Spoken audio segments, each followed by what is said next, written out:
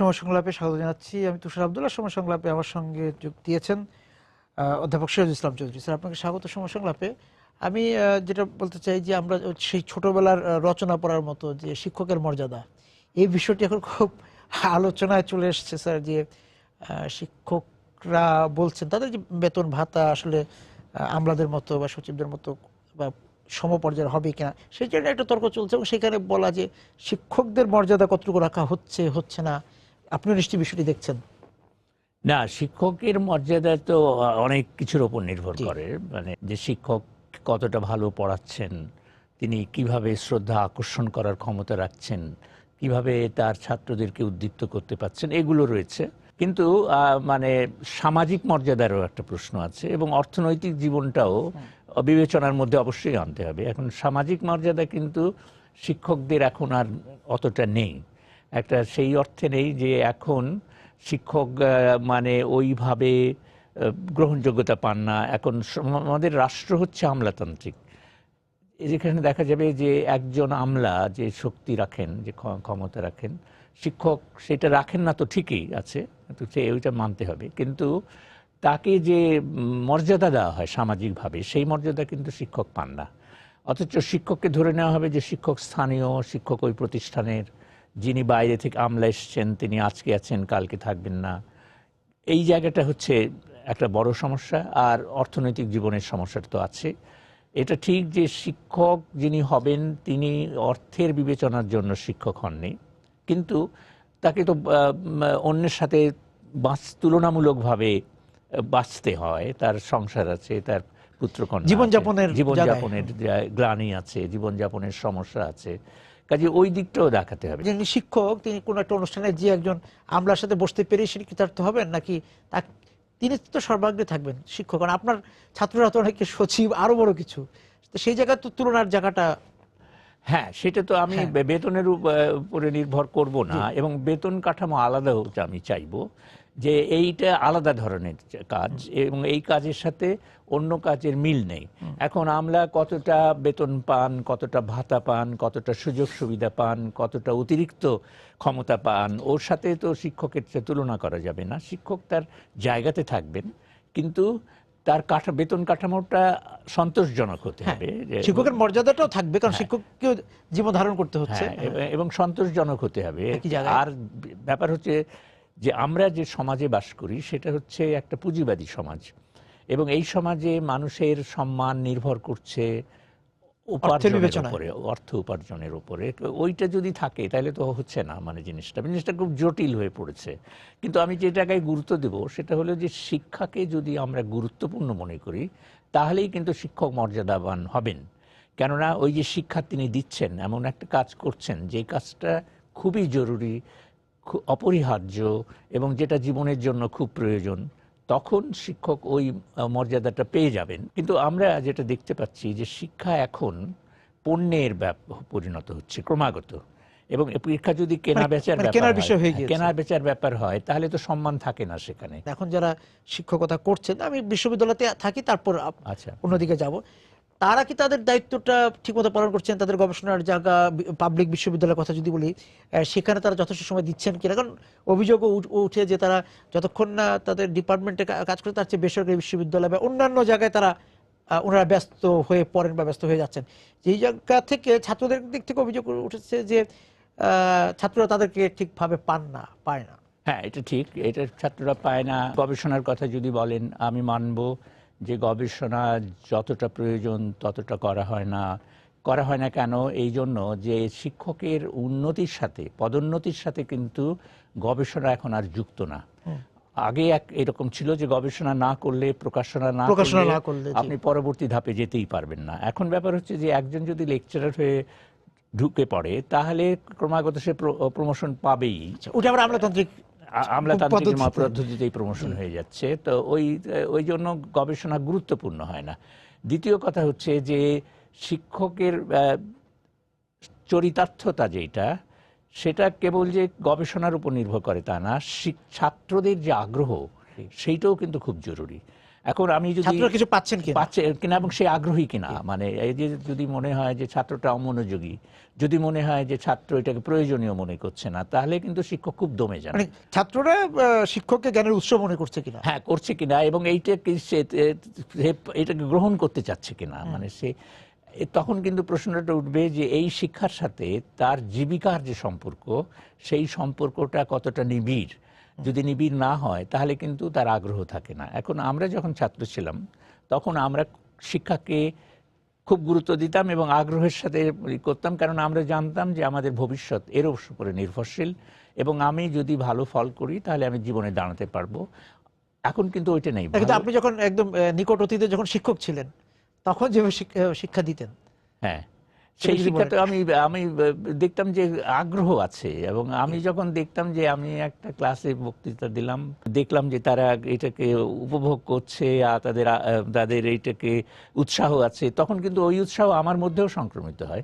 আমি মনে করি যে আমি একটা ভালো কাজ করলাম, এবং একদিনে এই যে দিনটা আমার খুব ভালো গেল, কেননা আমি একটা ভালো বক্তৃতা দিতে পেরেছি। আমি কতগুলো ছেলে, এখন আপনি স্যার যেটা বলছেন যে মনোযোগটা শিক্ষকদের মনোযোগও ওই মনোযোগ, ছাত্রের মনোযোগ আর শিক্ষকের মনোযোগ পরস্পর নির্ভরশীল, মানে ছাত্রের এখন মনোযোগটা সরে গিয়েছে, মনোযোগ সরে গেছে, কেননা ছাত্রদের তো অন্য আগ্রহ, অন্য ব্যাপারে আগ্রহ। আরেকটা জিনিস হচ্ছে কি, আমাদের বিশ্ববিদ্যালয়ের প্রসঙ্গ যখন উঠলো তখন আমি এই কথাটা সবসময় গুরুত্ব দিই যে বিশ্ববিদ্যালয়ে একটা সাংস্কৃতিক জীবন থাকা দরকার। বিশ্ববিদ্যালয় কেবল যে ক্লাসরুমের ব্যাপার তা নয়, বিশ্ববিদ্যালয় হচ্ছে একটা পরিপূর্ণ জীবন। এবং আমরা যে হলগুলো, আবাসিক হলগুলো তৈরি করেছিলাম এবং ধারণা করেছিলাম যে ছাত্র ওইখানে থাকবে এবং সে শিক্ষকের সাথে তার দেখা হবে এবং একটা ক্যাম্পাস আছে, সেখানে আদান প্রদান হবে, ওইটার ক্ষেত্রটা কিন্তু ক্লাসরুম নয়, ওইটার ক্ষেত্রটা কিন্তু ল্যাবরেটরি নয়, ওইটা হচ্ছে সমষ্টিগত। এবং ওখানে ইউনিয়ন দরকার, বার্ষিক যে ছাত্র ইউনিয়ন, যে ছাত্র সংসদ, সেইটা কিন্তু খুব জরুরি প্রতিষ্ঠান। সেই জায়গাতে সেখানে তো একটা অনুপস্থিত প্রায় 25 বছর নেই। কলেজে যে শিক্ষা পদ্ধতি আছে সেখানে ইন্টারমিডিয়েট আছে, সেখানে অনার্স আছে, সেখানে মাস্টার্স আছে, সেই জায়গার শিক্ষা ব্যবস্থা, সেখানে তো গবেষণা সুযোগ এমনিতেই নেই। সেই জায়গার শিক্ষা নিয়ে যদি স্যার কথা বলেন। না, সেইখানেও সমস্যাটা হচ্ছে যে শিক্ষকদের দিক থেকে যদি দেখি, তাহলে একজন শিক্ষক ওখানে শিক্ষক হয়েছেন কেন, তিনি যদি আগ্রহ থেকে হয়ে থাকেন তাহলে একটা বিষয়, সেখানে তো যে সেই ক্যাডার ভিত্তিক শিক্ষক, হ্যাঁ সে যদি অন্য চাকরি না পেয়ে এখানে এসে থাকেন সেটা আলাদা ব্যাপার। আর তিনি যদি মানে টাকার জোরে এসে থাকেন তাহলে তো আলাদা ব্যাপার। এইগুলো কিন্তু এসে গেছে যে আমরা একটা কলেজে, যেটা কলেজ তো খুব গুরুত্বপূর্ণ প্রতিষ্ঠান, এবং এখানে যদি শিক্ষক তিনিই হন যার আগ্রহ আছে, তিনিই হন যার যোগ্যতা আছে, তিনিই হন যিনি যথার্থ নির্বাচনের মধ্য দিয়ে এসছেন, তাহলে কিন্তু সমস্যাটার অনেকটা সমাধান হবে। ওইটা কিন্তু হচ্ছে না। মানে এখন শিক্ষকরা যেটা হচ্ছে যে তারা অন্য কাজ পেলে হয়তো সেটাই পছন্দ করতেন, কেউ কেউ হয়তো টাকার জোরে হয়েছেন, কেউ কেউ হয়তো মনে করছেন যে এইটা একটা অস্থায়ী ব্যাপার।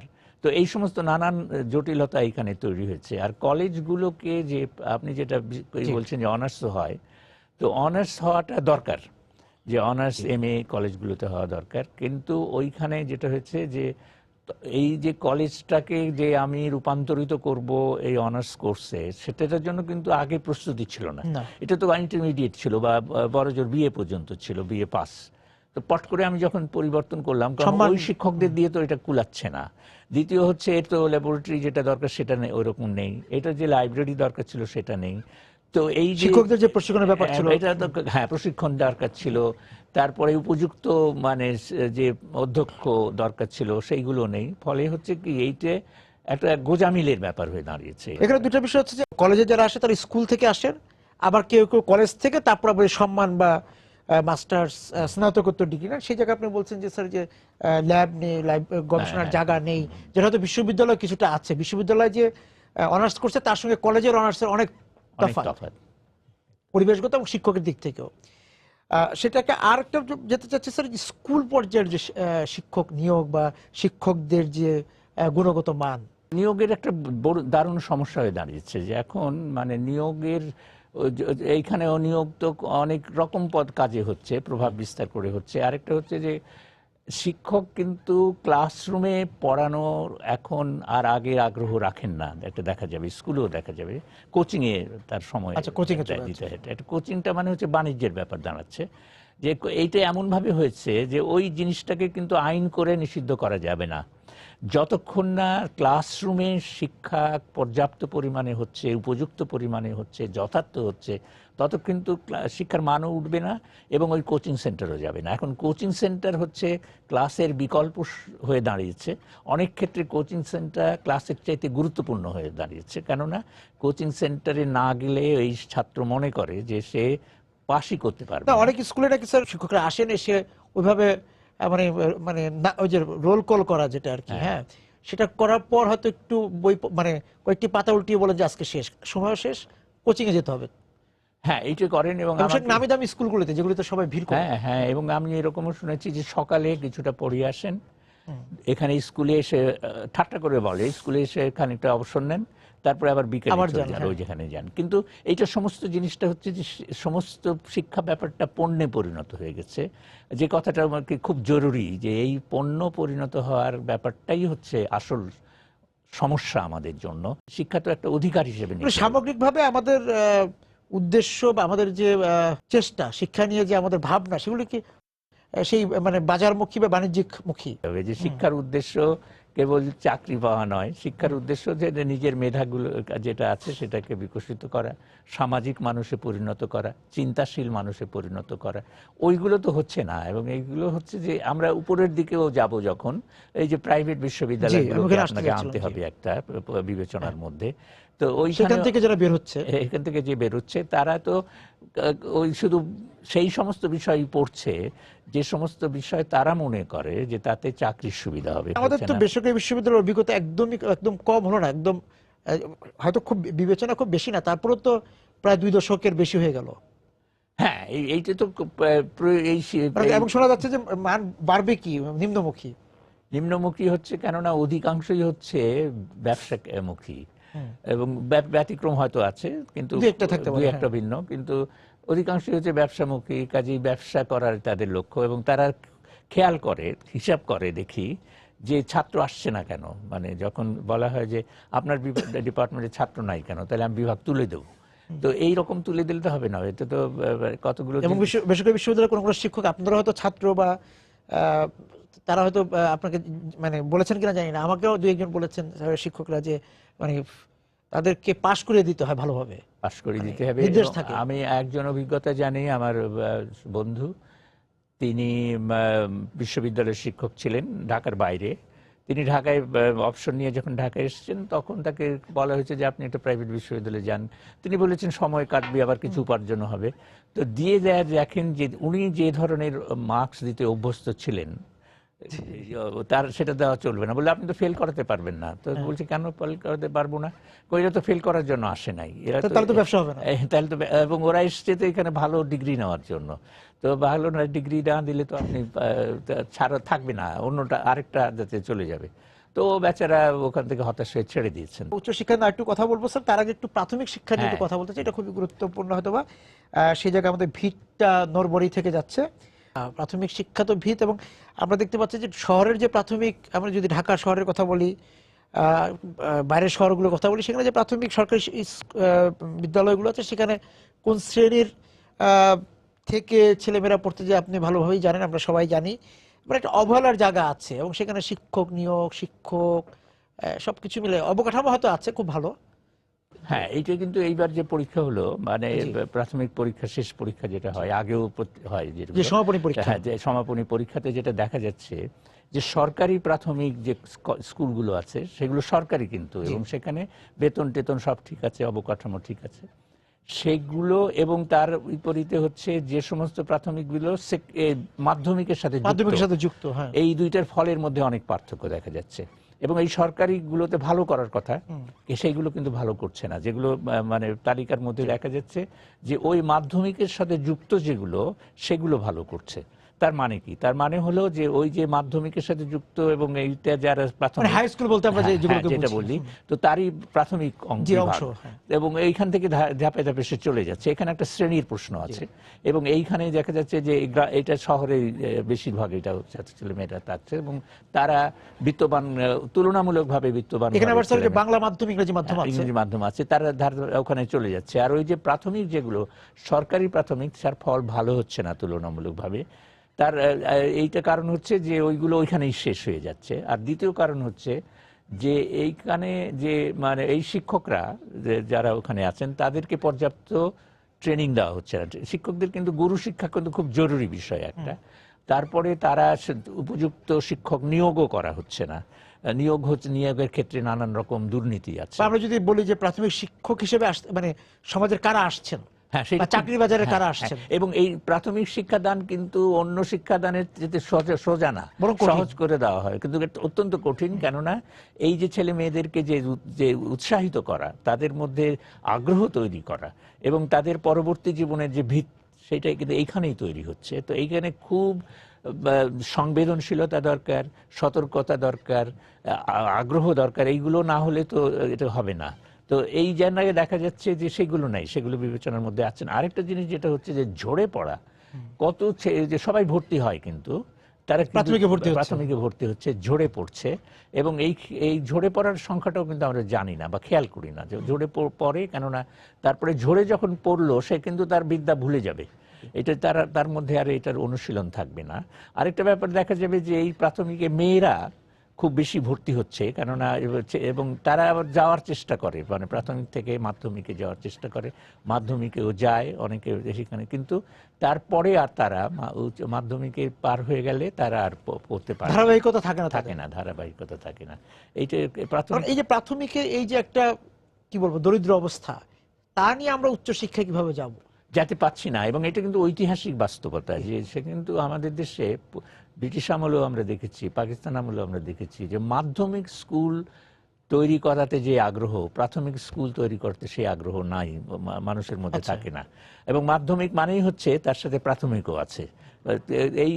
এইটাই কিন্তু গড়ে উঠেছে, প্রাথমিক বিদ্যালয় করবে এবং আলাদা করবে এবং সেখানে মনোযোগ দিবে, সেটা দেখবে ঠিক মতো চলছে কিনা, এইটা আগ্রহ নাই।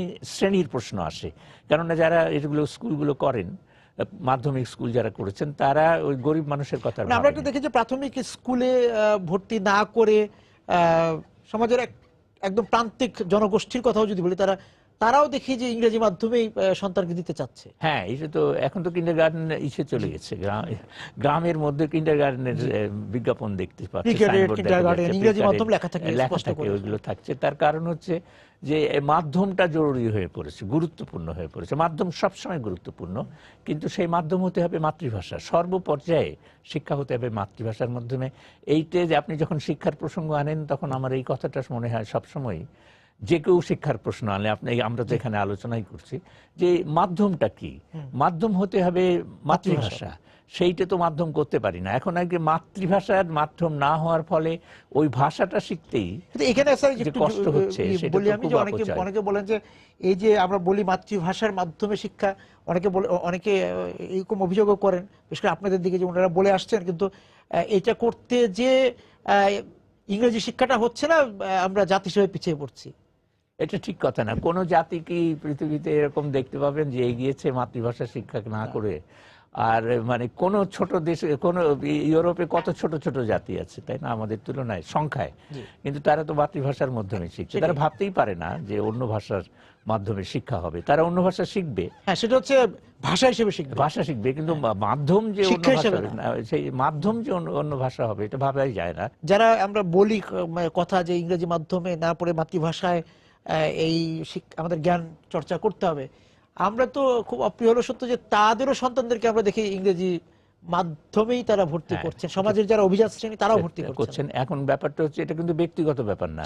হ্যাঁ হ্যাঁ, এবং প্রান্তিকের মানুষ তো তাদের দিকেই হ্যাঁ, তাকিয়ে এটা কিন্তু থাকে। ব্যক্তিগত ক্ষমতা নাই, ব্যক্তির হ্যাঁ। ক্ষমতাই নাই যে এই ব্যবস্থাটার বিরুদ্ধে দাঁড়াবে। আপনি আপনার সন্তানকে ঢাকা শহরে যদি ভালো স্কুলে ভর্তি করতে চান, ভালো বাংলা মাধ্যমের স্কুলই পাচ্ছেন না, অথচ আপনার বাড়ির কাছে হয়তো দেখা যাচ্ছে ইংরেজি ইংরেজি মাধ্যমের মাধ্যমের স্কুল আছে। কাজে ব্যক্তির ইচ্ছার উপর এটা নির্ভর করছে না, এটা সমষ্টিগত সিদ্ধান্তের ব্যাপার, এবং সেই সিদ্ধান্তটা রাজনৈতিক সিদ্ধান্ত হতে হবে।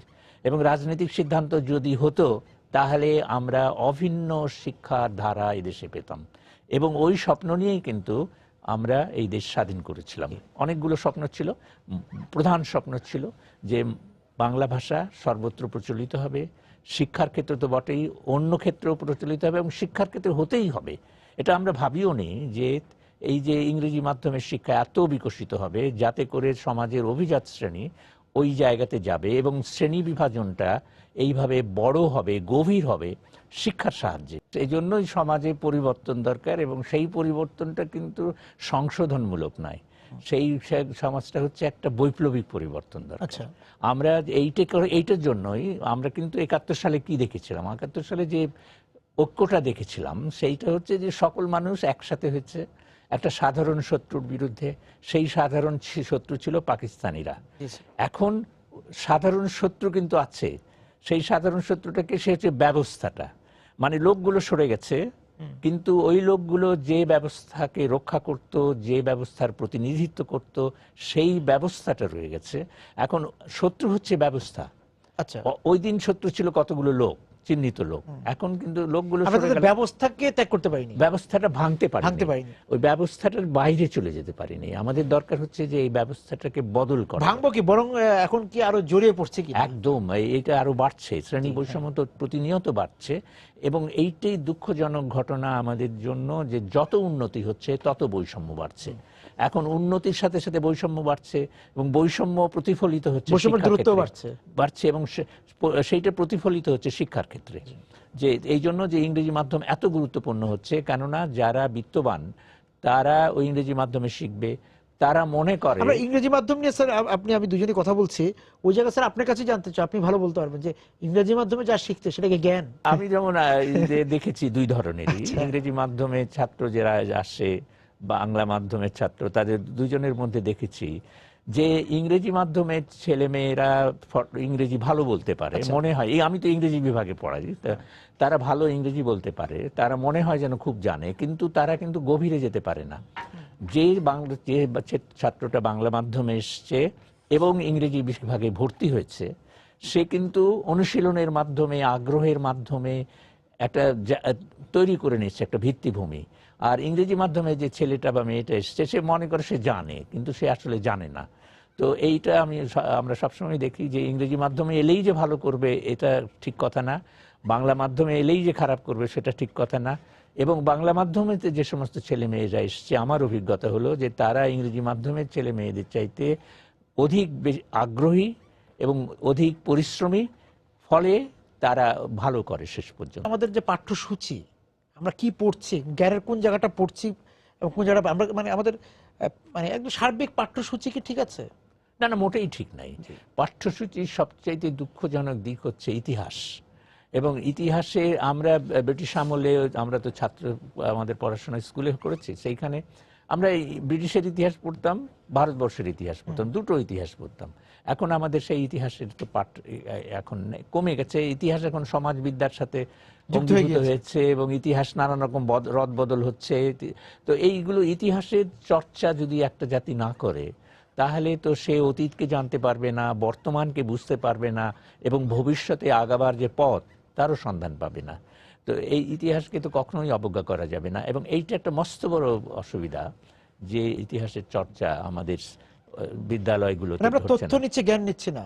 হ্যাঁ, তথ্য এবং জ্ঞান এবং তথ্য তো অনেক তফাৎ আছে, কিন্তু জ্ঞানের তথ্য দিয়েই চলে যাচ্ছে। এবং যে আজকের যে কম্পিউটার, আজকে যে ইন্টারনেট, আজকের যে এই যে বন্দোবস্তগুলো, এরা কিন্তু তথ্য দিয়ে যাচ্ছে, এরা কিন্তু জ্ঞান দিবে না। জ্ঞান তো মানুষের তৈরি, এবং মানুষ লাগে জ্ঞানের পেছনে। তো সেই জ্ঞানের অনুশীলন তো হচ্ছে না, মানে ছেলেমেয়েরা ইন্টারনেটে ওখানেই চোখ তাদের আবদ্ধ, মন তাদের আবদ্ধ, ওর বাইরে যাচ্ছে না, ফটোকপিং ব্যবস্থা আছে, তারা ফটোকপি করে নিচ্ছে বইয়ের অংশ, গোটা বইটা পড়ছে না। এবং আমাদের যে পরীক্ষার প্রশ্ন আসবে, মানে যেগুলো কি প্রশ্ন আসতে পারে তদনুযায়ী পড়তে হবে, এই রকম বোধ এসে গেছে। তো সমস্ত মিলিয়ে জটিল। তো আমি যে জায়গায় যাব সেটা হলো যে এইটার কোনো সংশোধনের উপায় নেই। আচ্ছা, এইটার মৌলিক পরিবর্তন দরকার হবে। মৌলিক পরিবর্তনের প্রক্রিয়াটা কি? এই যে সমাজ বদল করতে হবে। আচ্ছা, সমাজ না বদল করলে এই যে রাজনৈতিক বিষয়, একেবারেই রাজনীতিক।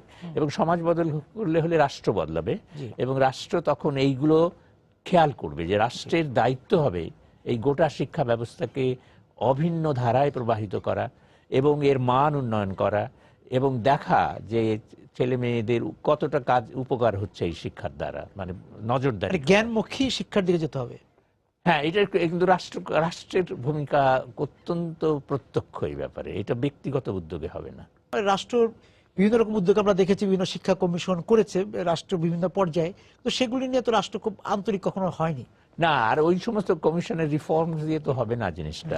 কমিশন, শিক্ষাটা তো সমাজের সাথে যুক্ত, সমাজ ব্যবস্থার সাথে যুক্ত, এবং সে একটা সমাজ ব্যবস্থার প্রতিফলন ঘটে তার শিক্ষার ব্যবস্থার মধ্য দিয়ে, আবার শিক্ষা ব্যবস্থা সমাজ ব্যবস্থাকে প্রভাবিত করে। এই যে পারস্পরিক সম্পর্ক, এইটা তো খুব জরুরি বিষয়, এবং এইটার বাইরে তো যাওয়ার উপায় নেই। কিন্তু জ্ঞান চর্চাটা হচ্ছে না। জ্ঞান চর্চা ছাড়া সমাজ বদল হবে না? জ্ঞান চর্চার মানে হতেই হবে, কিন্তু কোন ধরনের জ্ঞান চর্চা করব আমরা সেটাও তো ঠিক করতে হবে। আমরা যদি জ্ঞানকে মানে ওই যে মাকড়সার জালের মতো জ্ঞান মনে করি, সেই জ্ঞান দিয়ে তো কোনো কাজ হবে না। আমাদের জ্ঞানকে করতে হবে উপযোগী জ্ঞান, যে জ্ঞান প্রয়োগ করা যায়। প্রয়োগটা কোথায় হবে? জীবনে। এবং জীবনটা কোথায়? সমাজে। কাজে সমাজকে বদল করতে হবে, এবং সেই সমাজ বদলের প্রয়োজনীয়তা মনে রেখে শিক্ষাটাকে ওই দিকে প্রবাহিত করতে হবে, যে এই অবস্থার বদল করব আমরা, এটা চাই না এবং এটা আমাদের কাছে গ্রহণযোগ্য না। এই বোধটা খুব জরুরি। আপনাকে অনেক ধন্যবাদ স্যার আজকে আমাদের সঙ্গে যোগ দেওয়ার জন্য। দর্শক যারা ছিলেন আজকে আমাদের সঙ্গে শিক্ষা নিয়ে আমাদের এই আলোচনায়, আপনাদেরকে ধন্যবাদ জানিয়ে শেষ করছি আজকে সময় সংলাপ। দেখা হবে আগামী দিন। সবাই সুন্দর থাকুন।